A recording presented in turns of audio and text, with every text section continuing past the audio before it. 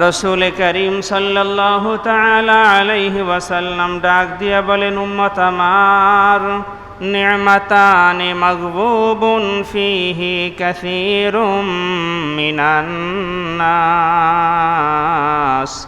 আল্লাহর রাসূল ডাক দিয়া বলেন, উম্মত আমার শোনো, দুনিয়াতে দুইটা নেয়ামত এমন আছে যেই নেয়ামতগুলির ব্যাপারে দুনিয়ার অধিকাংশ মানুষগুলি গাফেল, দুনিয়ার অধিকাংশ মানুষগুলি উদাসীন, দুনিয়ার অধিকাংশ মানুষগুলি উদাস।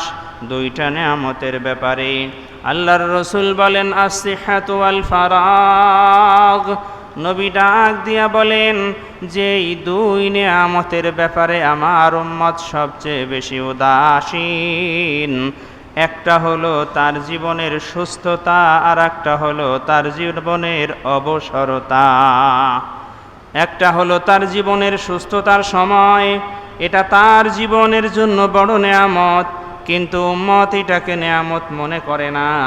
আর একটা হলো তার জীবনের অবসর সময়, এই অবসর সময়ও তার জীবনের জন্য বড় মূল্যবান জিনিস, কিন্তু উম্মত উদাসীন, সেটাকে সে বড় মূল্যবান মনে করে নাই।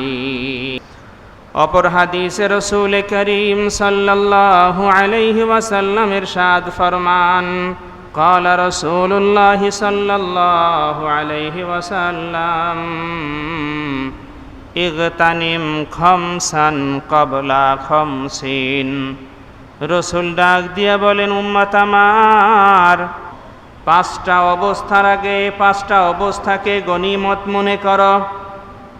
রাসূল করিম সাল্লাল্লাহু আলাইহি ওয়াসাল্লাম বলেন, সিহাতাকা ক্বাবলা সুকুমিক। তোমার জীবনের অসুস্থতা আসার আগে যেই সুস্থতার সময় আছে, এই সময়টাকে তুমি গনিমত মনে করো। গনিমত মনে করে কি শুধু বসে থাকবে নাকি?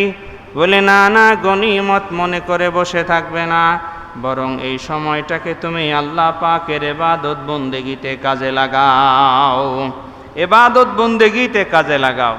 কারণ উম্মত, তোমার হায়াতে এমন সময় এসে যাওয়া কোনো অসম্ভব কিছু না যে তুমি এখন সুস্থ আছো কিন্তু একটা সময় অসুস্থ হয়ে পড়বে।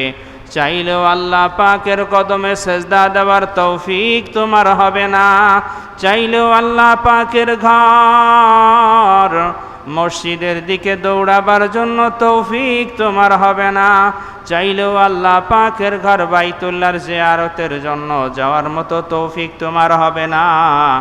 এই জন্য তুমি তোমার জীবনের অসুস্থতা আসার আগে সুস্থতাকে গনিমত মনে করে কাজে লাগাও।